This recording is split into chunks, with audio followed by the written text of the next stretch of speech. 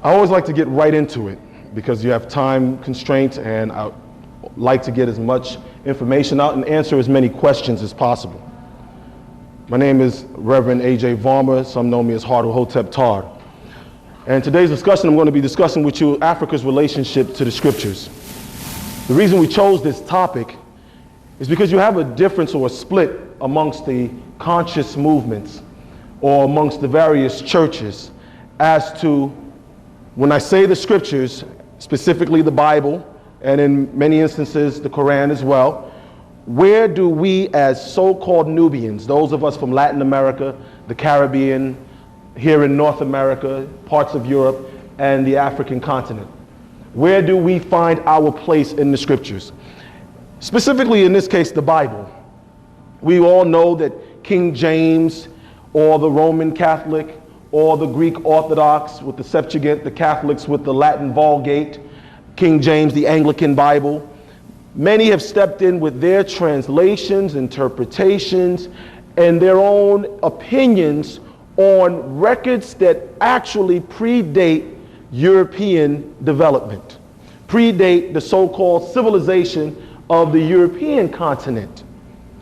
And they make it seem that we as Nubian people, Nubian Melaninite, or Africans, or Latino, or Caribbean, or whatever we call ourselves today, as if we were converts to what's now being called Judaism, or what's now being called Christianity, or in some cases, what's now being called Islam.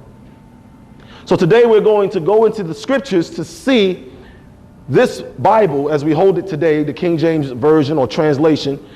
Does it, in the English as well as specifically in the Hebrew, does it in fact show or mention we as a people, as Melaninite people, having an existence and a direct influence on this book or these books or these scriptures or these religions and opinions?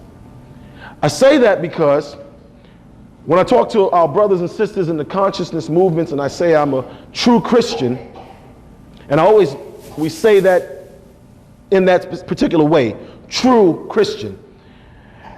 We say that because we want to make sure that it's a difference between just saying I am a Christian and I am a true Christian.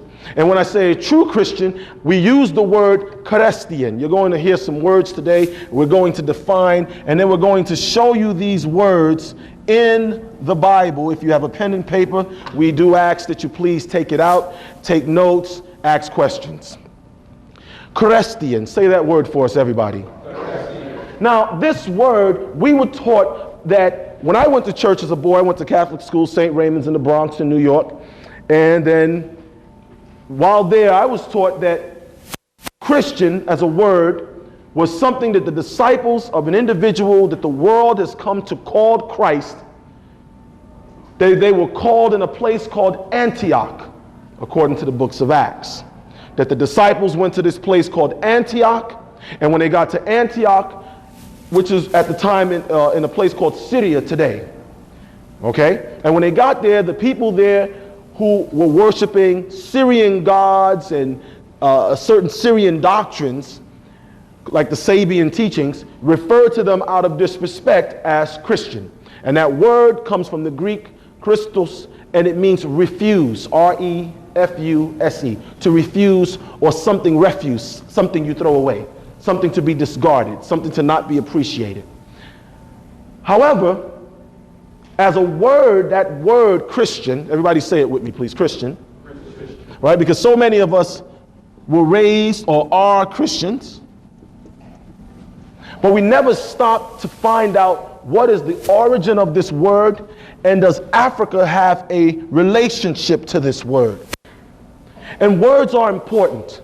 Words have to be important because I learned as a little boy, and I'm sure you all in this room today as young ladies or ladies and gentlemen, at some points in your life, you learned that words were important. If it was in church, we learned in the beginning was the word, right?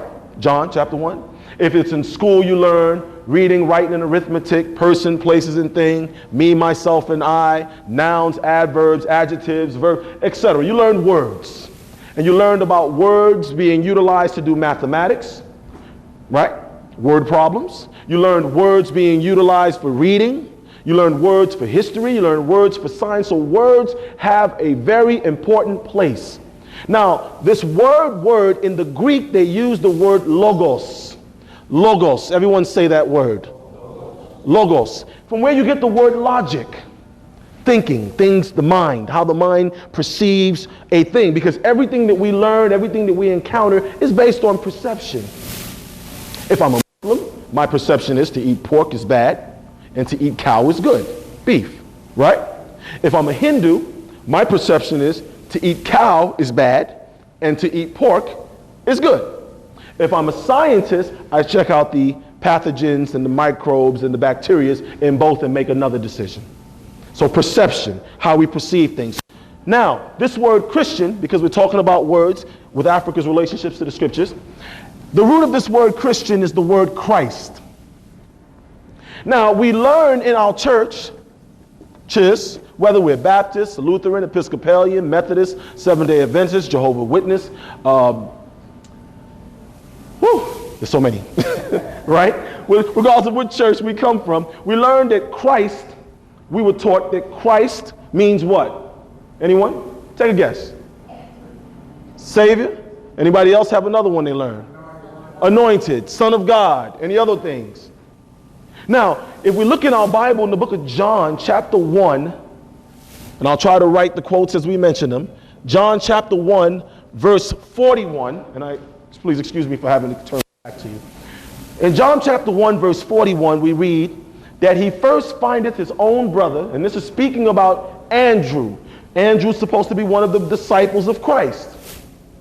It says, Andrew first findeth his own brother, Simon Peter, and says to him, we have found the Messiah, which is being interpreted the Christ. This is in the King James Version. I have a Bible. If you need to see it, I'll pass it to you.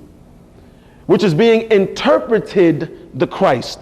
So this name Christ, by that quote, John chapter 1, verse 41, is it his name or is it an interpretation? It's an interpretation. Now, of course, you say, well, Rev, why is that so important? It doesn't matter. In the beginning was and the Word was with, and the Word was. That's the way it's translated, right?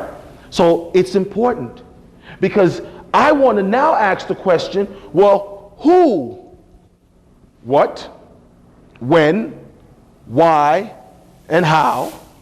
Who was interpreting this name, Christ? Was it the disciples? Couldn't have been, because he just said, we have found the Messiah, which is being interpreted the Christ. So the disciples, being of the house of Judah and the house of Reuben or the house of Benjamin or the original Israel, and I didn't say Israeli. I'm going to show you in the Bible where they're both in there.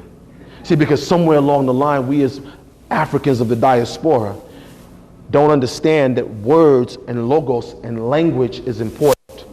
So we think when we hear Israeli, say Israeli, and we hear Israel, we think we're talking about the same thing. We think when we say Ishmaeli, say Ishmaeli, and Ishmael, we think we're talking about the same thing. We think when we say Midiani, and Mitani, that we're talking about the same thing, but history, his history, says, no, we're not. You see, when we say Israel, and we use it this way, Israel,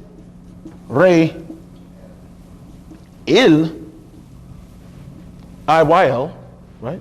Israel, and we see this name is Israeli are the Jebusites spoken about in the books of Judges chapter 10 and Joshua chapter 5. We're going to go into it. how the Jebusites, the seed of Canaan, which Zondervan Bible, and I have about 4 different Bibles by different companies, tell you that the children of Canaan, which are mentioned in Genesis chapter 11, are in fact the Europeans, though for years, going back to the 50s and the 40s and the 30s, they used to say the curse of Canaan, with Ham's son Canaan, was the curse on black people making us black, or Nubian Melanite people making us Melanites from Latin America, etc. But now they're admitting, and I'm going to make sure I pass it around so you can see with Zondervan. I don't work for Zondervan, haven't met anybody at the company, but where they're admitting to it. Key Study Bibles admitting to it. Ryrie Study Bible admitting to it, that the Europeans, so-called Caucasians, are the seed of Canaan, and that you are the original seed of the scripture. And they understood the words because these were the Greeks who were mistranslating, misinterpreting, and reformulating the books of the Bible. The very word Bible, they understood the word Bible as being biblos in the Greek. And they said biblos papyri. And that word papyri is papyrus, sun paper, the papyrus reeds of ancient Africa. Notice I didn't say Egypt. Because in the Niger Delta, and I'm not talking about Timbuktu, I'm talking about cities older than Timbuktu that rivaled Mesopotamia, Ur, and Chaldea, that you can go on BBC, on YouTube right now and type in ancient Malian cities, and they did whole documentaries on we in West Africa, North Africa, South Africa, East Africa, and Central Africa having cities that span back over 100,000 years. They found the Malian records over 100,000 years being kept by villagers 2 years ago, and they're presenting it. Look up the Malian records. Back to the point. When you say Christ, and we'll get into Israeli and Israel in a minute. So Christ is this interpretation, John chapter 1 verse 41, interpreted by the Greeks. Why is that important? Because the Greeks had a word, Christos. Christos. Say that word. And when they said Christos, they were not talking about the Messiah. That's described in Revelation chapter 1 as having hair like lamb's wool and feet like burnt brass. Because that individual with burnt brass feet, now, I'm not the best of cooks, but I do know that something that's burnt is normally dark. That's, you burn some toast, you got to take out the knife and try to scrape it, right? Okay, don't act like I'm the only poor person in the house. We've all done that before, right? Okay, so when you hear Christ, Christos, there is a difference between Christos and Christ. People say, well, I've never heard of this word, Christ. Well, in the Hebrew, every year, living here in the West, there's a holiday that comes up called Rosh Hashanah. Anybody ever heard of it? You have to, because it's always on the news. You don't know what it is. It comes on TV. They say it's Yom Kippur, it's Rosh Hashanah, it's Passover. You heard about Passover. Remember Moses' 10 Commandments, Charleston Heston, the river parted, they walked through it. But this word Rosh Hashanah, or Rosh Hashanah, they say means the head, Rosh, or Ra'is in Arabic. They put this here. And it means the head, a person's head, Rosh. Our Rastafarian brother said, Haile Selassie Rastafari, the head, Tafari. So this word Rast has always been there. And this word Ka in ancient Tamaré, it means the spirit or the personality of a people. The consciousness, we say the Christ consciousness. Because we know that the real Christ, the true and living Messiah, I say Messiah because we just learned that Christ is a what?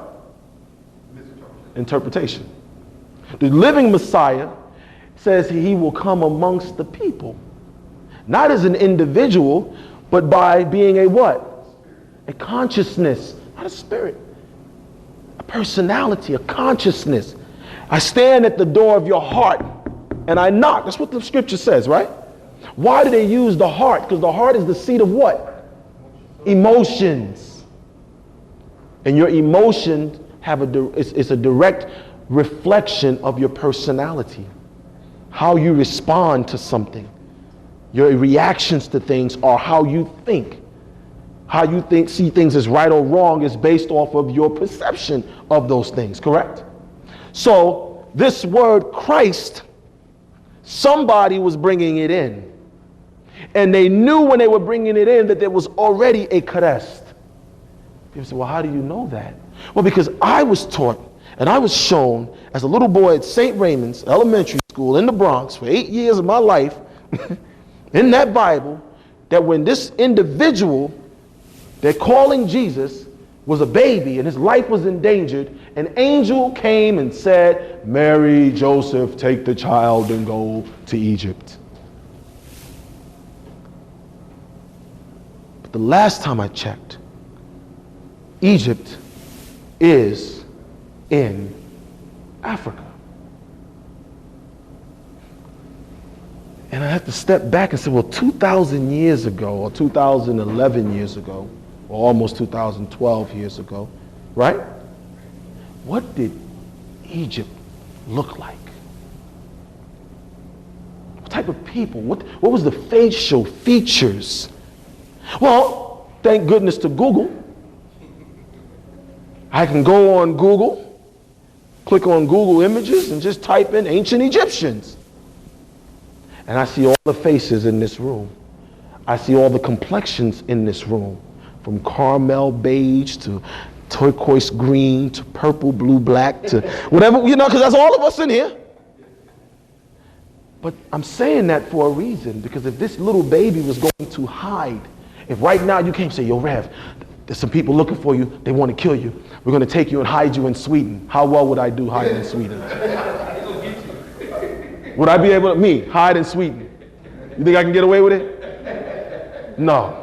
So of all the places, right, this angel that came to Joseph, they could have said, take him and go to Mesopotamia. Take him and go to Ur. Take him and go to Chaldea. Take him and go to China. Take him and go to, because these were places, India, the land of Hind. These were places that existed 2,000 years ago. Alexander, the Greeks were engaging in warfare, trying to conquer these lands. India is mentioned in the books of Esther. So India was already there, because Esther, King Ahasuerus, was ruling all the way, his kingdom stretched all the way to India, the Persian Empire. So this little baby was going to hide in Africa amongst African people. So he must have looked like an African. And he spent 12 to 13, depending on who we ask, years of his life in Africa. Well, I was born in Africa. I was raised here in New York. And we know that Africa, like here, there are laws for schooling. Every African village has schooling. Ancient times, they may not be teaching see, spot, run, but they were teaching things that were pertinent to the survival of their children in that village, amongst that tribe, clan, family, etc. True? So what was this little baby learning for 12 or 13 years in Africa? What did you and I learn in school here in America? What type of history did we learn? American history. What type of religion did we learn? Americans' interpretation of religion. What type of science did we learn? America's, because if I go to China, what the children in China are learning as far as science differs. I lived in London for almost 2 years. What the children in London learn as far as their science classes differs, because different textbooks by different companies have different results on the minds of the children. So this individual, this baby, is in Africa learning for 12 or 13 years African education, the African Board of Education. And then came back, according to what's written, to Jerusalem, and was teaching and speaking something that the Pharisees, the Sadducees, the Romans felt threatened by in Jerusalem. Now we're going to go into everything I'm saying. I'm going to give you the quotes in a minute. I'm just touching on it. Where in Jerusalem the Jebusites did rule. And the children of Israel, the Nubian Melanites, could not push them out. And this is why Seti David, or David, Seti David, and I say Seti because David's kingdom, Judea, was built in the south. The name Seti means southern one. His title, like king, ruler, was Seti. His name was David. And they built their kingdom south, which was going down the Nile. We're going to get into that.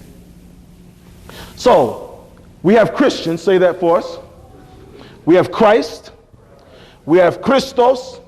We also have the Hindu, because the Hindus had their interpretation. Because remember, back in Esther chapter 1, King Ahasuerus, also known as King Xerxes, his empire stretched as far as India. So India's influence is also in the King James, Zondervan, and everybody else's interpretations of the Bible. But when we go amongst the Hindus, they have Krishna.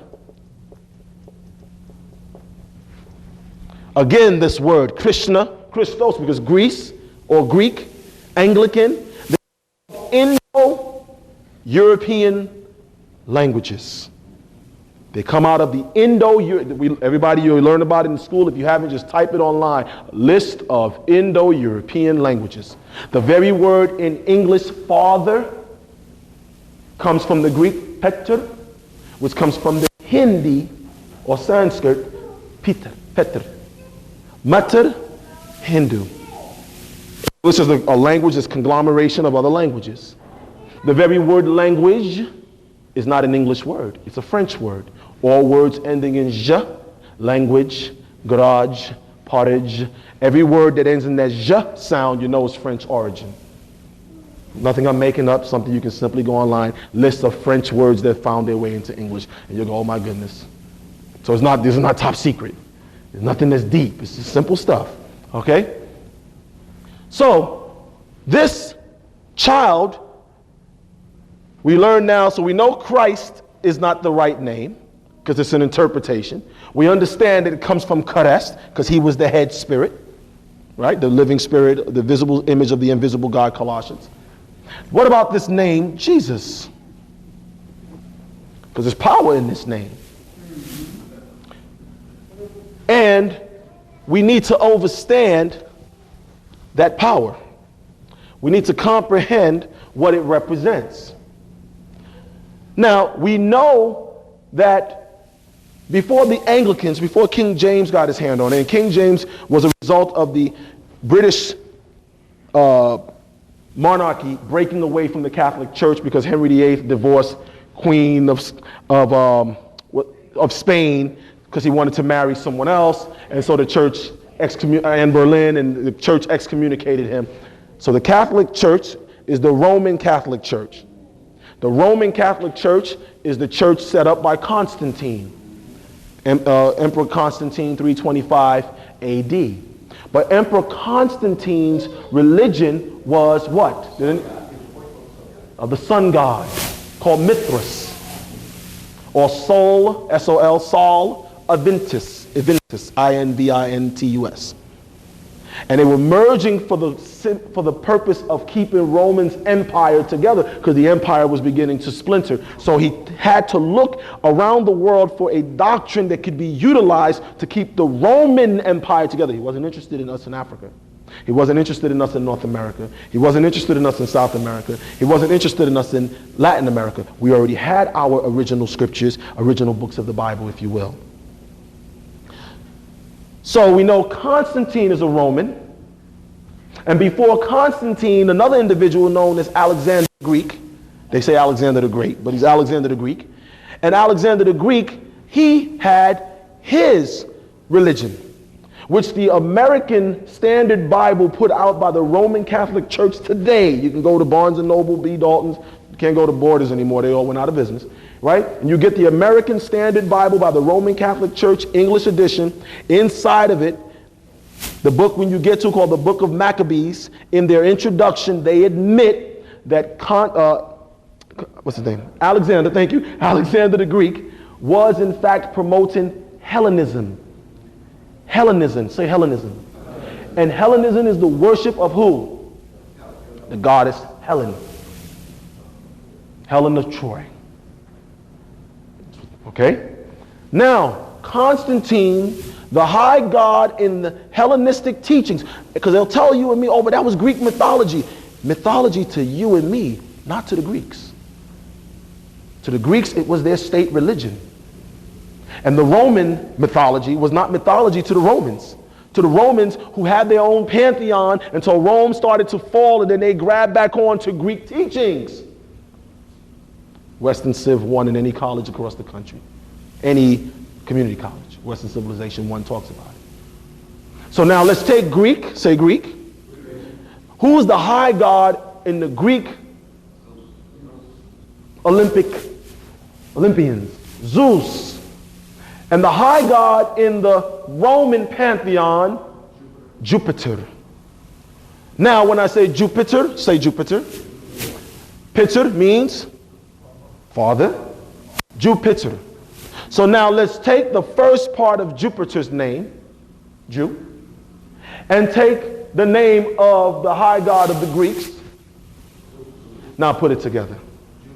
Jesus.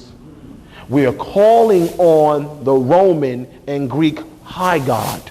I did not say there was no living Messiah. I said somebody played a game on us as African people, as Latin American people, as Caribbean people, as Black American people, as people of the diaspora. Someone played a game on us and then admitted to the game. How do I know they admitted to the game? Well, because in the New Testament there's a book of Romans, a letter to the Romans. Anybody in here Roman? So that's not our book. What about the letter to the people of Corinthians? Anybody in here from Corinth? Anybody knows where Corinth is?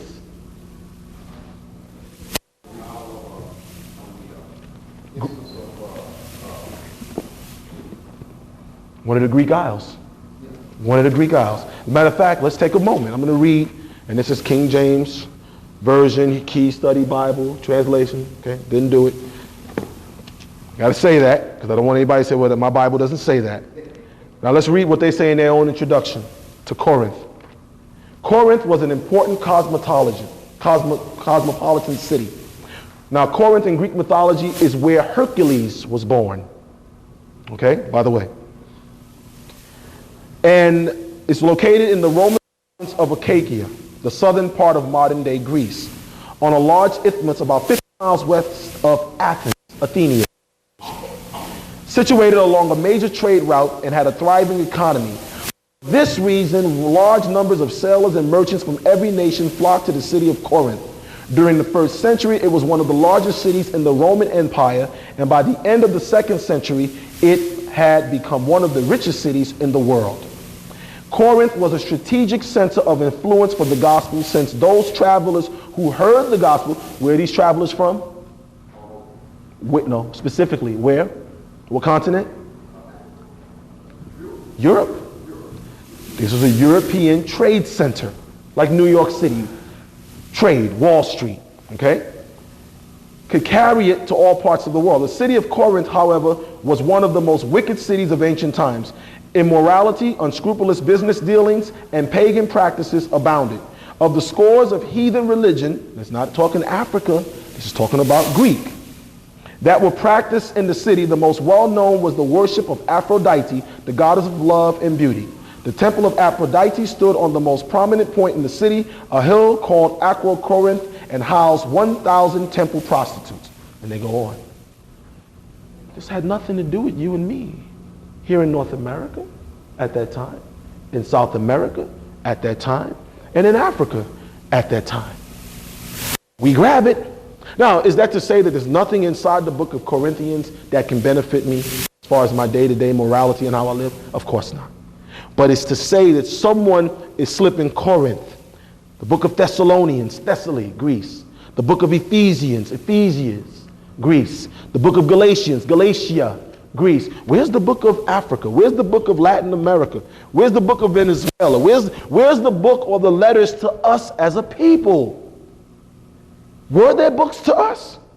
Are there books mentioned in this Bible by name that somebody took out? Now, Zondervan, we'll get back here. This is the Zondervan King James Version, Zondervan King James Study Bible. I'm going to pass this around. I just ask that you pass it back when you're done. Ancient texts relating to the Old Testament. The Amarna letters, Hundreds of letters written primarily by Canaanite scribes during the reign of King Actin. Amenemhet's wisdom, 30 chapters of wisdom instructed are taken and used to create the books of Proverbs. The Atrahasis, taken and used to create Genesis chapter 1 through 9. Babylonian Theodicy, taken and used to create the book of Job. Dead Sea Scrolls, taken and used as Old Testament. Ebla tablets, taken and used. I'm going to pass it around. And they're mentioning African records that they're admitting were taken and used to create books in the Bible. I don't work for Zondervan. I don't even know who Zondervan is. That's European origin? That's King James Version. Zondervan. I bought that. Where we bought that, sweetie? That's funny. Borders or Barnes & Nobles? Barnes & Nobles it was. Barnes & Nobles. You can go get that at Barnes & Nobles. Now, how is it, how does secret get past us? They're telling you they got this from your African records, and how we don't know. No, it's not that we don't want to know. It's we are so true to our faith, which is a good thing, but without works, it's in vain. It's a very dangerous thing. See, nothing wrong with having true faith. True faith is based off of doing the works to confirm that which I believe in. Blind faith is dangerous because it makes me trust a thing. So while he's going to pass that around so everybody can take a look. Africa's relationships. So now we've done Christians, Christ, Jesus. Now, if I talk to a person of Jewish origin, Hebrew origin, and I say, okay, well, Jesus, there's Jupiter and Zeus. They say, okay, well, the real, you can go online and Google that. That's nothing I said that was deep, right? What's the name? What was his name in Hebrew? What would they say? What would his name be in Hebrew? Yeshua. Okay. Yeshua. Right? They just write it like this. Am I correct? But I wrote it a different way because we got to learn to do what we learned in school. Take a word and break that word into its three parts. Right? There's a prefix and there's a suffix that allows us to know the root of the words, because in the beginning was to know the root of the words that we're reading. So I want to know and understand the root of this word, Yeshua. I need to break it down, prefix, suffix. Now, Yah in Hebrew and Arabic and any Shemitic, or some say Semitic language, means O. Declaration. Yah, O. Ya'aki, oh brother, come here. Okti, oh sister, come here. Ajibani, give that to me. Okay, so we know the Yah part. We got that because they use Yah in the word Yahweh. We'll talk about Yahweh in a minute and its origin. Does it have an African origin? Because we know now that Christ comes from Christos, which comes from Krishna, which comes from Christ. Because the Indians went and studied in Africa also, in their records of the Indus River Valley civilization, the Harappan cultures of India. Admit in their records online, go online, pull it, Library of India, Delhi, they talk about it. Exactly, King Asoka. All right, so now, Shu. See, in the Hebrew they'll say Yeshua means to wipe clean, to clean something. But the Hebrews, the word Hebrew is not a Hebrew word. Because according to what I learned as a little boy at St. Raymond's Elementary in the Bronx, Catholic school, and I always say that because I want to make sure, which is supposed to be the first recognized church of Christianity, according to Europeans, right? The oldest church, the Catholic Church, according to them. I want to make sure I'm giving them a shout out so they can't run away from it.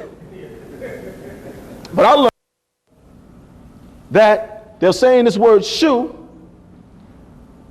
but they taught me that Abraham crossed the Tigris and Euphrates River, and the Canaanites who saw him cross the river, they said Abraham, the Hebrew, and the word Hebrew, Hebrew, Ibri, the one who crosses over from one side to the other. So that word Hebrew is a Canaanite word.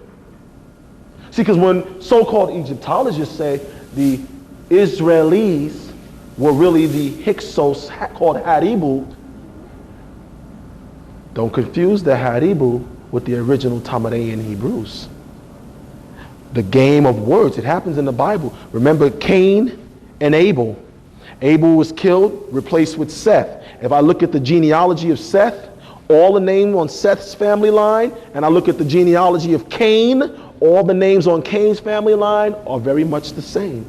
So they knew if they could utilize names that sound the same, which in school are called what? Words that sound the same. No, synonyms are words that mean the same. Homonyms. So there's synonyms, acronyms, homonyms, and antonyms. We all learned about them, right? Okay. Now, shoe, they'll say is Hebrew to white, but there was no Hebrew when Abraham crossed over. That was really Canaanite. But Abraham crossed over and went down into the land of Africa, coming down from Mesopotamia. But I have an issue. Abraham was from Ur of Chaldees, right? And Abraham was of the family of Terah, according to the Bible. And they were coming from the land of Shinar. And the ruler of Shinar's name was Nimrod. And he built Shinar and Akkad and Calneh and Nineveh, according to Genesis chapter 10. And Nimrod was the son of Cush. And Cush was the son of Ham. And according to the Bible scholars, Cush is Ethiopia. And Ethiopia is in Africa. So Nimrod was a third generation African. So the cities of Ur and Chaldees and Akkad and Shinar were built by African people. And you can go on Google and type Africans living in Iraq, which is Babylon, Iraq today. And there's a big thing going on, how we always talk about the Kurds, but there are Africans like you and me, dark. Go on Google, your mouth will drop. And they're living in Iraq, and they've been living there for thousands of years, and they say the world acts like we were not here first. And we've been relegated to only drive taxis and be drummers at weddings and be maids at the hotels. Iran as well. But you can find Africans living in Iraq. And you'll go, wait a minute, how come the world's not talking about this? But let's continue. So Yeshua, the root can't be Hebrew, because again, Hebrew is really Canaanite, because the Canaanites who called Abraham Hebrew, and you'd have to ask the Canaanite, what does Hebrew mean in their language? But Abraham, we just realized Abraham's coming from the land of Shinar. Shinar was ruled over by Nimrod, called Sargon. Nimrod's father's name was Cush, or from the line of the Kishites. And Cush is out of Ham. Cush is Ethiopia. Ethiopia is in Africa. So African people, Abraham was a... So we got to ask the Africans, is there a word shoe in Africa? And there is a word shoe. An angelic being named Shu.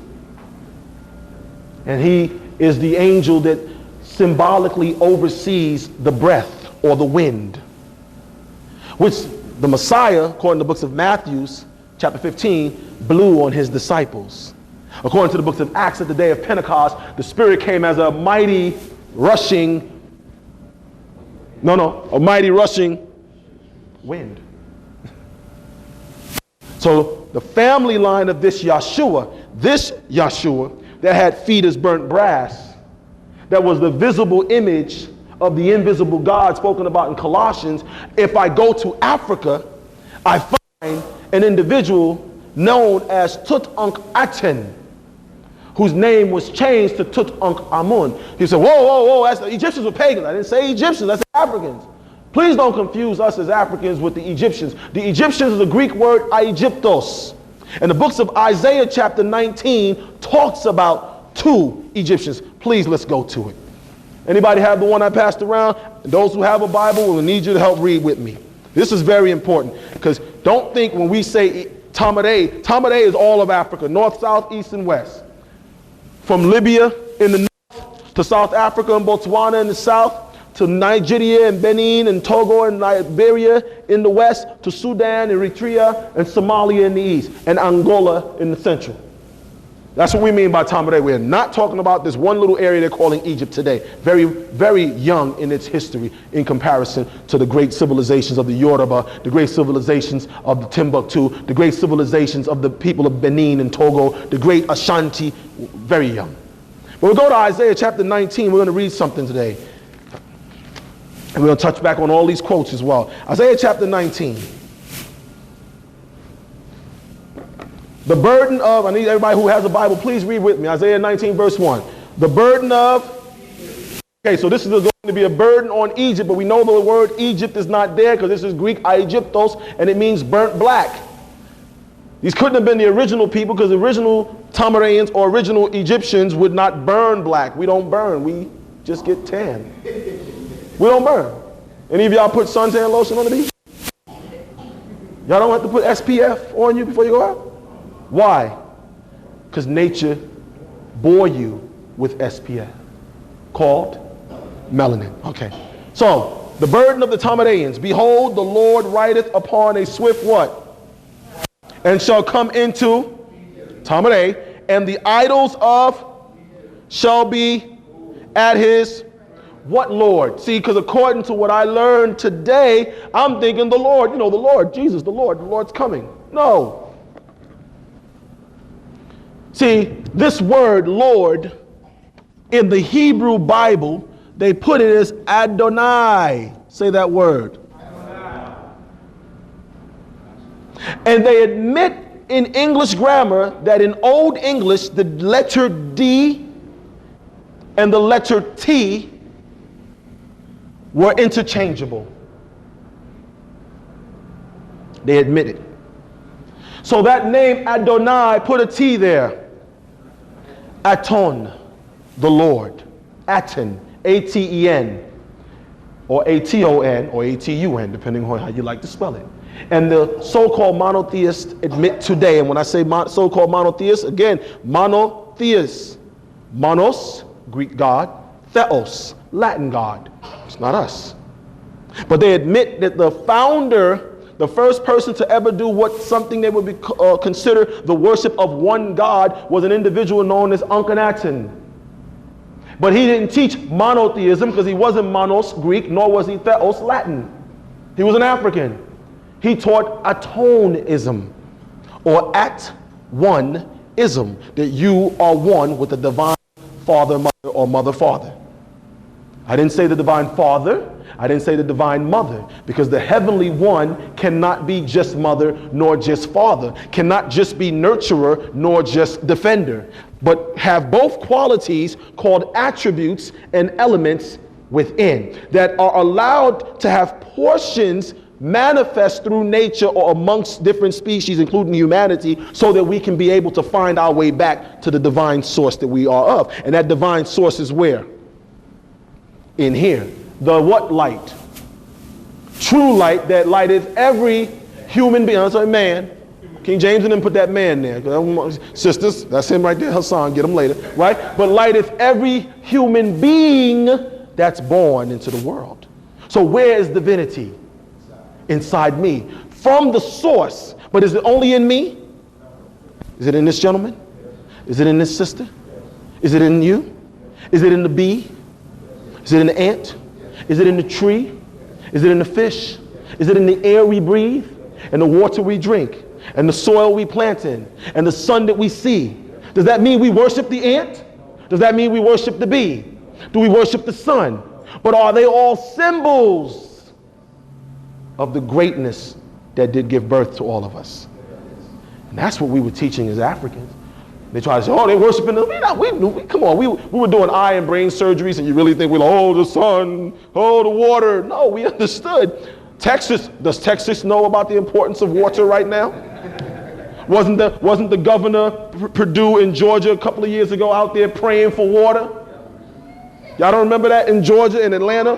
Sonny Perdue, the governor of Georgia, was having a day of prayer so they could pray for water. Oh, now you're praying for water. But when we recognize the angelic being known as Tefnut, the female angelic guardian who oversaw water, what does that mean? Just like you have a person in the city of Little Rock who's in charge of your water and sewage facility. Do you know who that person's name is? No, but I guarantee you if there's a drought, you'll learn that name real quick, won't you? If you all went right now, start turning on these faucets and know what we got to have water, and he's not doing his job, now you would know him or her.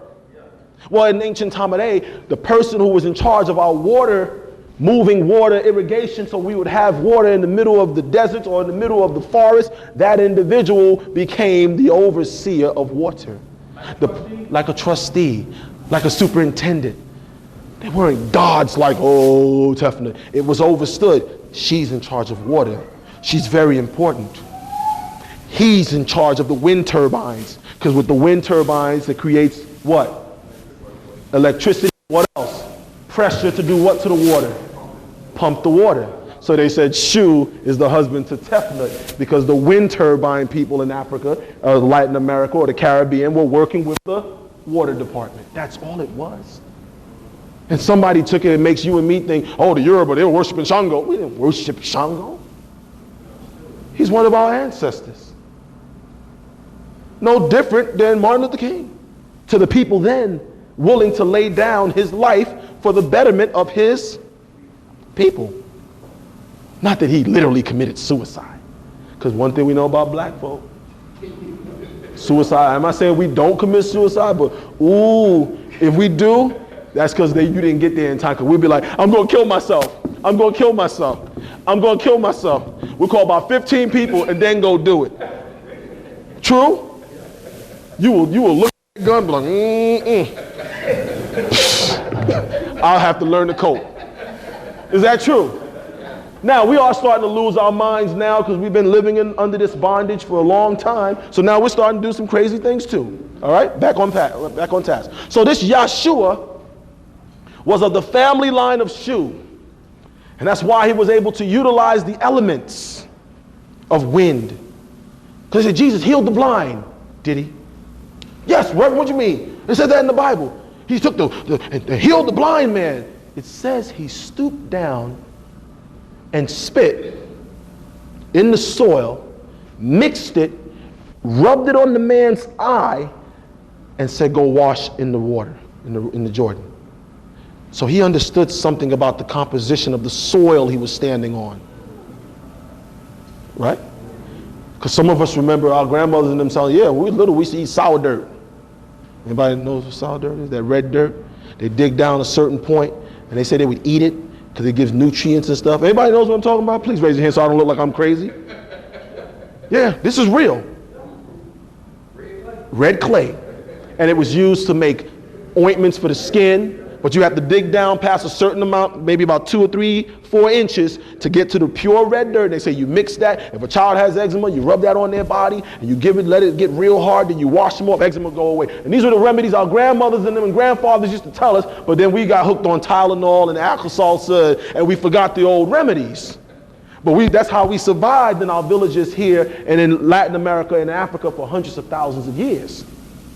Okay? So Yahshua, educated in Africa, came back to Jerusalem facing Canaanites, and they were having a problem with his Africanization of their new doctrine. Because see, he was teaching, all of you are gods, John chapter 10 verse 34, and children of the Most High. Well, what culture teaches that you are divinity? African culture. European culture says you worship the gods, and the only one that can become God is the emperor. African and Latin American and Caribbean, the Arawak, the Choctaw, the Shinnecock, the Mandan peoples of the North America and South America teach that you are divinity. Isaiah chapter 19. The burden of Egypt, behold, the Lord rideth upon a swift cloud, and shall come into Egypt, and the idols of Egypt shall be moved at his presence. Uncle Actin, when he came in as a pharaoh, they'll say, Uncle Actin did away with all the gods of Egypt and made only the worship for Actin. But they don't tell you why. See, they make it seem like there was this big discrepancy between Uncle Actin and the priest of Amun. But they don't tell you why, that there's a difference between Amun, A-M-U-N, and Amun, A-M-M-O-N. See, A-M-M-O-N, Amun is mentioned in the Bible. Pull up some quotes for me. Ammon, A-M-M-O-N, Lynn, please. So I want to give you all the quotes. Don't confuse. Uncle Actin was trying to get Ammon, A-M-M-O-N, because Jesus mentions Ammon as being mammon. He says you cannot serve, no man can serve two masters. You cannot serve God and mammon. M-M-A-N-N-O-N.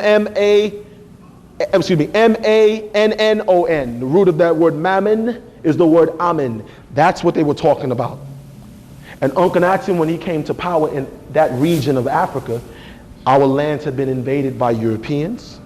Our lands had been invaded by people from India, and their doctrines had infiltrated the minds of our people.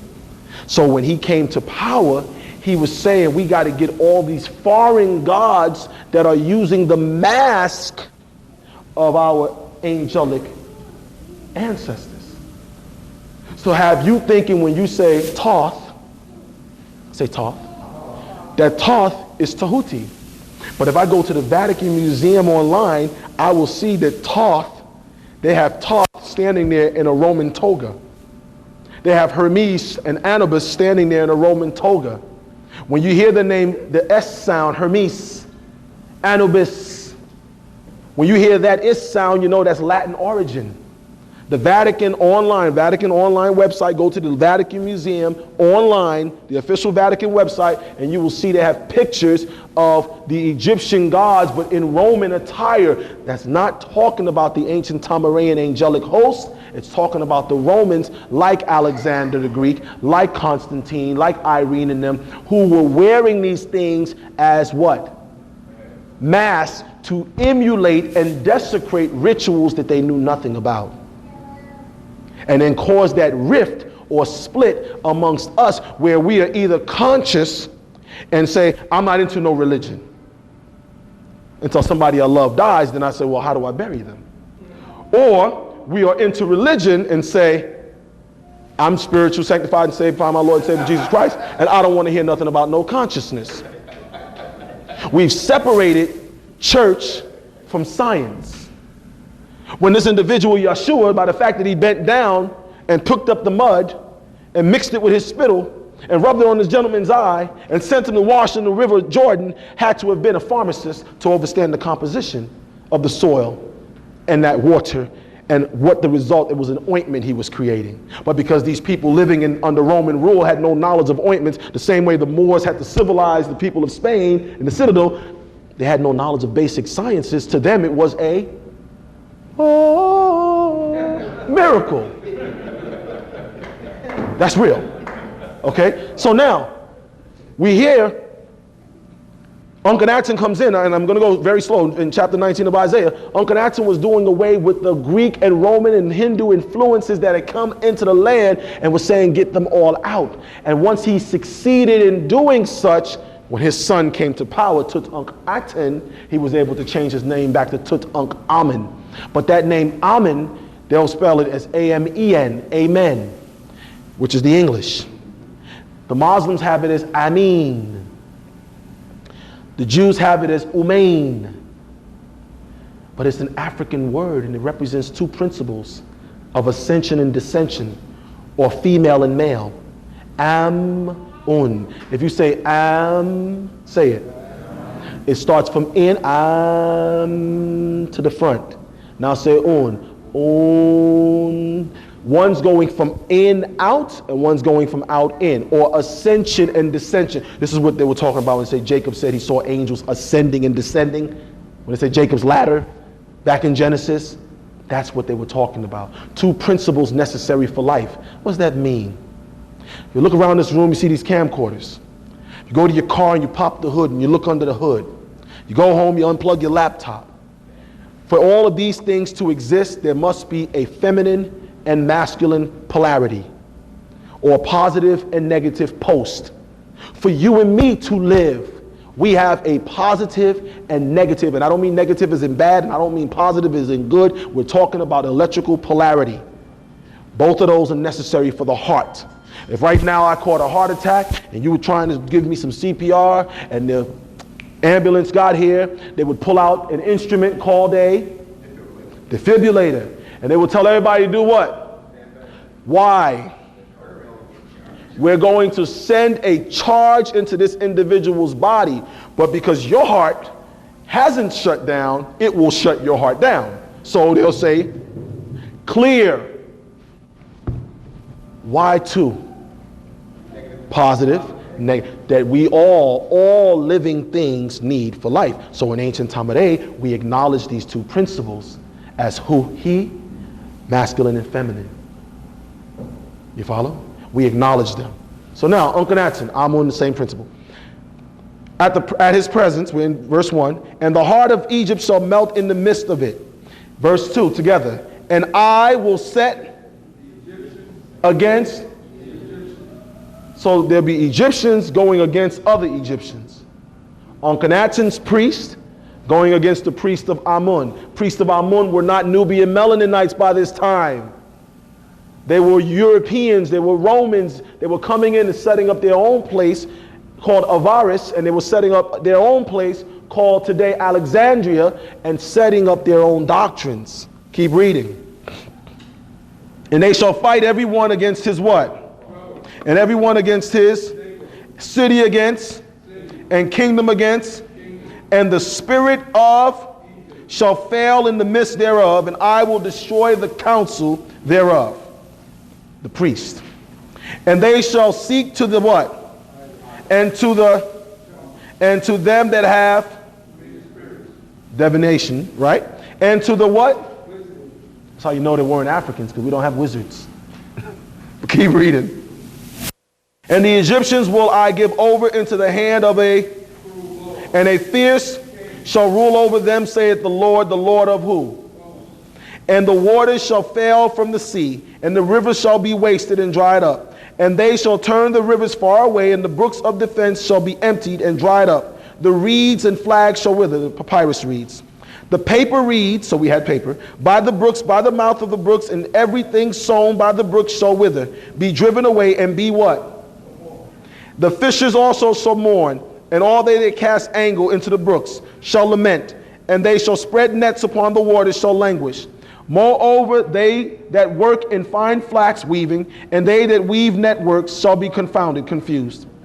And they shall be broken in the purposes thereof, all that make sluices and ponds for fishes, man-made lakes.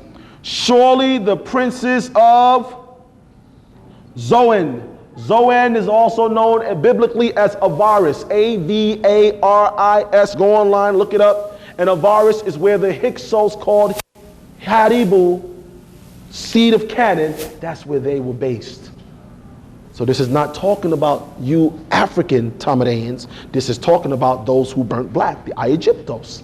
But most of us grew up in church thinking the Egyptians were pagans, but not thinking, well, then why did God send Moses there? And why did God send Abraham there? And why did God send Isaac there? And why did God send Jacob there? And why did God send Jesus there? Why would you send your chosen people to live amongst pagans? Or is it someone else trying to get you and me to believe Africa swinging from the trees naked? You know, the whole Tarzan movie that came out, right? Let's continue. Surely the princes of Zoan are fools.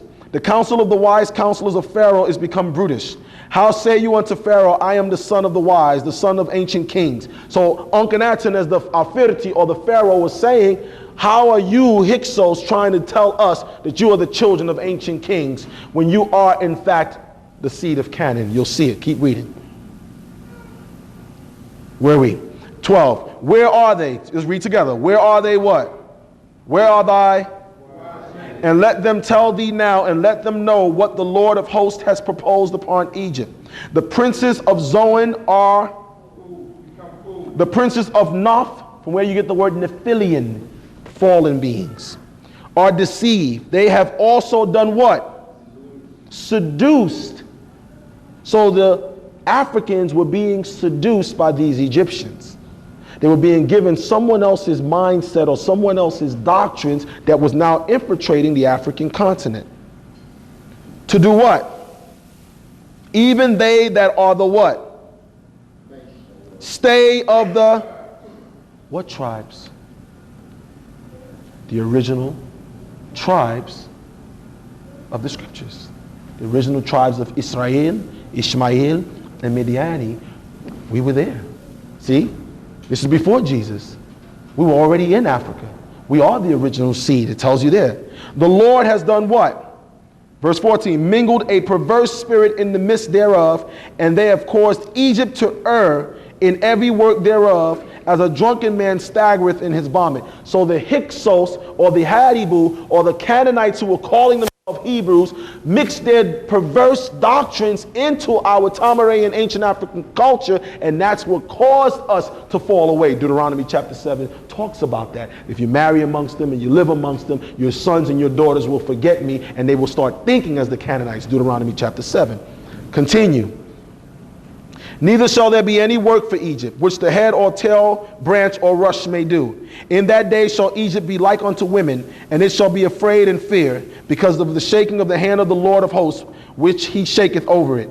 And the land of Judah shall be a terror unto Egypt. Everyone that maketh mention thereof shall be afraid. Why is the land of Judah? Because the seeds that still stayed in Africa, the original Tamaraean Judeans, or the original tribe, are the pagans that we learned about in church, but we thought it was referencing us and made us as Melaninite people feel guilty about identifying with the Amexem Empire, of identifying with Quetzalcoatl, of identifying with Nubia, of identifying with Aksum, of identifying with who we were, because we were thinking, well, pagan, I don't want to identify with that because that's the pagans. No, nobody want to identify with the word pagan because we think pagan, pagan. Not realizing pagan just means a person that lives off in the country. That's what it means in English, pagan. A country folk. But we in church, pagan, oh my God, worshiping idols, gonna go to hell, lightning gonna strike you. Right? Yeah. How many of us believe that? I know I did. Growing up, I'm like, Egypt, man, look, you mess around and get struck. But let's continue. Now I want us to hold that in verse 18. Let's find out who these tribes of Canaan were that were living in the land. And let's go back, because I mentioned earlier, I was talking, and we mentioned Joshua and Judges. Let's go to Joshua for a minute.